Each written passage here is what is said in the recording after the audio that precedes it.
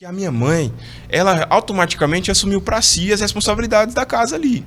E lutou até o momento que ela adoeceu e tudo, ela conseguiu segurar as pontas, Seu cara. pai era que pagava as contas em casa, ela não trabalhava? Minha mãe trabalhava. Ela minha já mãe trabalhava? Minha mãe sempre foi professora. Ah, professora. Desde- Então ela, como professora, continuou sustentando você e Continuava. ela. Era equiparado, assim, os dois se ajudavam muito. Mas como que foi a sua mãe perder um filho e o marido assim?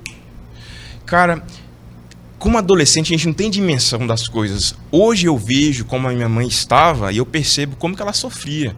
Minha mãe começou a ter insônia depois da morte do meu irmão, do meu pai.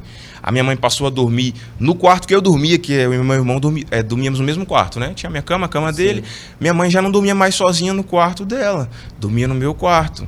Mas assim, como adolescente, eu não entendia que na verdade é porque a minha mãe estava sofrendo muito.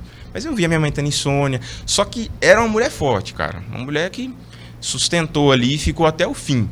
E aí, claro, isso veio estourar 2 anos depois do meu pai e do meu irmão. Meu pai morreu em 2009, início de 2009. Minha mãe ali trabalhando para pagar a escola particular para mim, porque ela queria que eu fizesse medicina. E eu fui nessa onda, queria fazer medicina também, no ensino médio ali.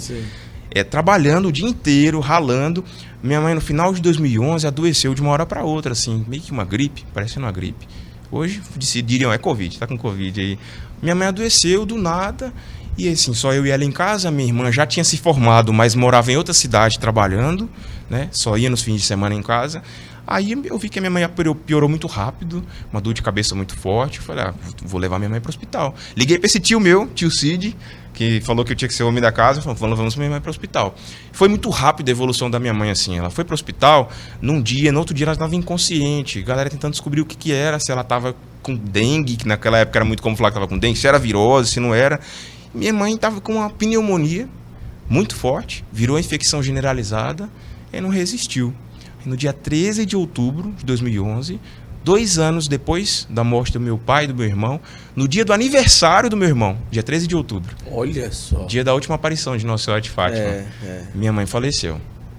Aí sim, ali eu entrei na vida adulta com força, porque tô sem minha mãe.